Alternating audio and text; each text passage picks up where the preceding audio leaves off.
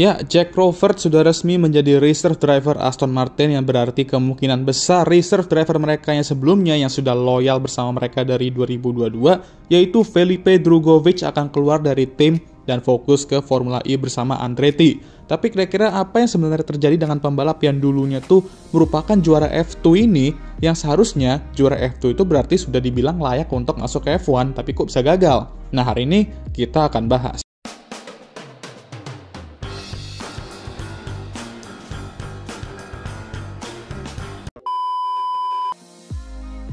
Pas ya, mengingat ini merupakan weekend Brazilian Grand Prix, kita bahas salah satu talenta mereka yang semestinya berada di F1, tapi karena beberapa faktor belum kesampaian. Emang lumayan berani juga ya kan Aston ini ngumumin berita reserve driver mereka deket-deket sama Brazilian Grand Prix. Apa nggak takut disorakin tuh mereka kayak tahun lalu pas Lance Stroll dengan lucunya nge-beach mobilnya?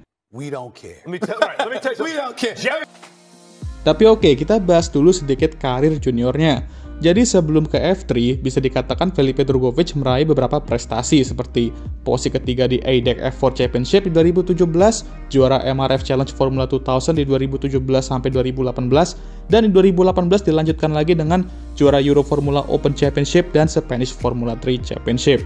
Lumayan ya kan bahwa ada Felipe dari Brazil yang mungkin akan segera meramaikan dunia balapan kalau bisa dibina dengan baik. Nah, di 2019, Doi direkrut sama Carlin untuk balapan di musim pertama FIA F3 Championship pada tahun itu ya, dengan TP Nattori dan juga sang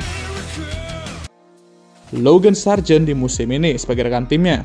Nah, sayangnya, Carlin musim itu dan sebenarnya selama mereka di F3 sih, terkenal lontong kali mobilnya dan susah banget untuk bersaing di atas. Dan Felipe sendiri emang susah untuk meraih pole, kemenangan, dan podium di musim itu. Dan menghabiskan musim 2019 balapan di belakang atau tengah-tengah ya. Sehingga kita coba bisa compare performa Felipe dengan rekan timnya yang memiliki mobil yang sama, yaitu TP dan juga Logan. Felipe sama Logan benar-benar imbang musim itu, di mana Logan lebih sering mencetak poin, namun Felipe cuma finish poin di sekali itu aja, tapi sekalinya finish itu di poin gede poinnya ya. Dia finish di posisi ke-6 di Hungarian Grand Prix. Alhasil dia berhasil mengalahkan dua rekan timnya di standings, yang dimana salah satunya merupakan calon pembalap F1 di masa depan. Menurut teori Saipol 2020, ketika suatu pembalap berhasil mengalahkan calon pembalap F1 di masa depan, di feeder series, dia pun sebenarnya layak untuk diberi kesempatan di F1. Nah itu dia ya. Nah normalnya setelah 2019, di mana dia menunjukkan potensi di mobil lontongnya, harusnya dia stay musim kedua di F3 dan pastikan dia dapat tim yang mobilnya bagus kali ini. Namun enggak guys, Felipe di dunia balapan tuh nggak bisa kalau normal-normal aja. Dia langsung naik ke F2 guys dengan MP Motorsport dengan Nobuharu Matsushita, sang pembalap Jepang yang berpengalaman sebagai rekan tim. Nah, menarik nih. Awalnya orang bingung, kenapa gitu ya? Tapi sepertinya ada backingan juga dari sponsor dan lain-lain untuk bisa buat dia naik ke F2. Biasalah. Ya normal lah, lu butuh duit yang kenceng untuk bisa balapan di level tertinggi selain talenta. Nah, tapi nih, di qualifying pertama aja Doi udah bisa qualified di front row dan berhasil memenangkan balapan sprint pertamanya di F2 di hari Minggunya. Wow, mungkin emang nih orang punya talenta ya kan? Tapi langsung kena reality check dia di minggu depannya, dimana dia tuh nggak finish di poin di kedua balapan Styrian Grand Prix, padahal tracknya sama kayak di minggu sebelumnya.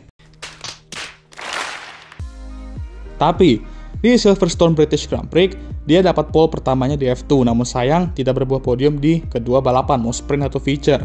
Untuk kemenangan kedua datang di sprint Spanish Grand Prix, dan untuk kemenangan pertama feature race dia raih di Bahrain Grand Prix, di mana dia mengakhiri musim debutnya di F2 di posisi ke-9 standings, di mana dia meraih 3 kemenangan, 1 pole, dan 4 podium, dan juga mengalahkan Nobuharu secara rutin. Menjadi best rookie keempat musim itu yang membuatnya akan menjadi salah satu title contender di 2021 nantinya. Dan itu terlihat menjadi kenyataan di mana dia bergabung dengan UNI Virtuosi yang merupakan tim penantang gelar juara di 2020 dengan Guan Yu Zhou sebagai rekan timnya. Namun siapa sangka di 2021 malah melontong dia. Ada aja kesalahan sama bad luck dia di musim itu, di mana dia menjalani musim yang ambiar. Dia hanya meraih 4 podium yang dimana sama sih sebenarnya kayak 2020, cuman nggak ada pole dan kemenangan kali ini, meskipun finish satu posisi di atas musim sebelumnya di standings. Nah menariknya, dia comeback dengan MP Motorsport di musim ketiganya pada tahun 2022, dan ada cerita menarik di sini.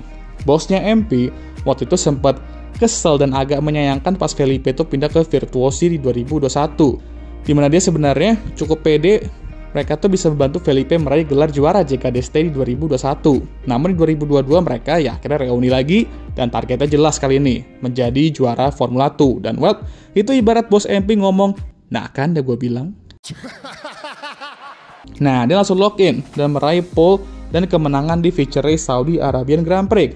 Dan gacornya, meraih double win di sprint dan feature Spanish Grand Prix yang dari sini aja memperkuat title charge dia. Di saat awal musim tuh, banyak kan yang prediksi, termasuk gue sebenarnya sih ya, Théo Pourchaire akan menjadi juara F2 di musim ini. Nah, Felipe langsung datang ya kan.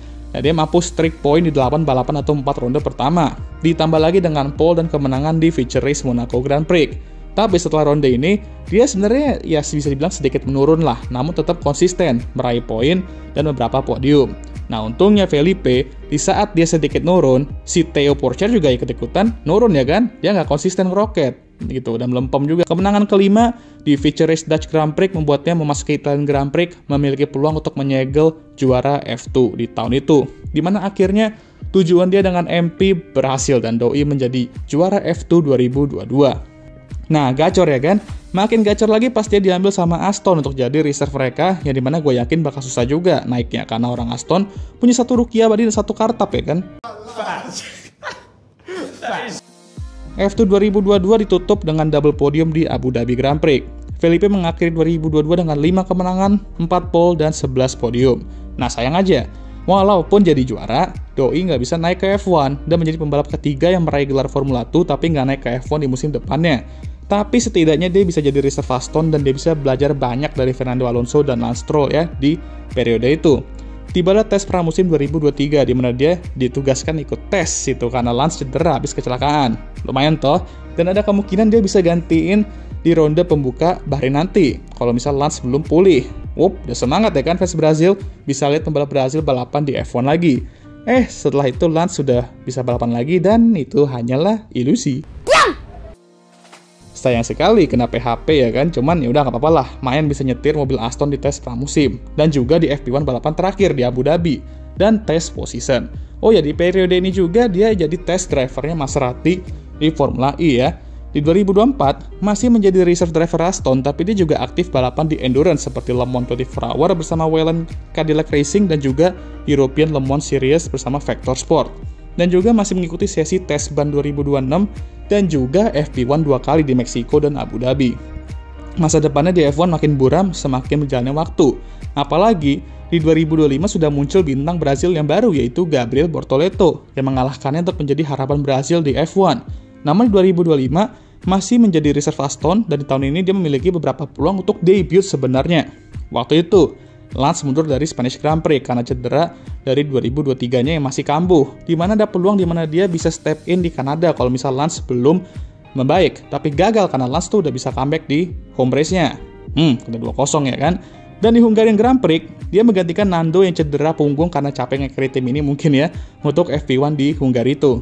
Itu pun kena PHP lagi pas Nando udah fit kembali untuk FP2 dan sisa weekend ini.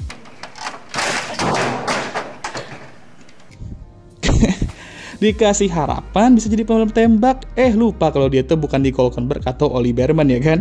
Akhirnya sudah lelah menjadi reserve driver dengan masa depan yang gak jelas, dia sepertinya akan melepas statusnya sebagai reserve Aston dan digantikan oleh Jack Crawford. Felipe sendiri akan balapan di Formula E di musim 2025-2026 nanti bersama Andretti. Sebenarnya agak disayangkan ya, karena Felipe mungkin bukan the next rising star banget kayak beberapa pembalap di grid sekarang, tapi gue yakin dia punya potensi untuk jadi pembalap solid ya, bisa lah jadi pembalap solid. Dan mungkin bisa lebih better dari Lance Stroll. Cuman ya udahlah, emang belum rezekinya dia di F1 mungkin. Tapi gue harap dia bisa meraih kesuksesan di FE atau mungkin nanti di WEC juga jika ada peluang. Karena sesuai teori Gilang 2020, pembalap yang gagal masuk ke F1 itu bukan berarti gagal, karena banyak motorsport yang sama tingginya juga kayak F1. Nah, setuju ya kalian ya? Ya setuju lah. Nah, sekarang tinggal kita lihat aja nih, Jack Crawford bakal bisa dapat kesempatan nggak di F1? Atau malah jadi korban PHP lainnya? Jangan so iya deh. Yowes deh, sekian video kali ini. Gimana menurut kalian? Jangan lupa like, subscribe, agar bisa tembus 10k sebelum akhir tahun. Share video ini, dan jangan lupa juga untuk menyalakan lonceng notifikasi agar kalian semua tahu ketika gue ngupload video baru. Jangan lupa juga untuk follow Instagram gue. Cuy, capek cuy. Seperti biasa video ini akan ditutup oleh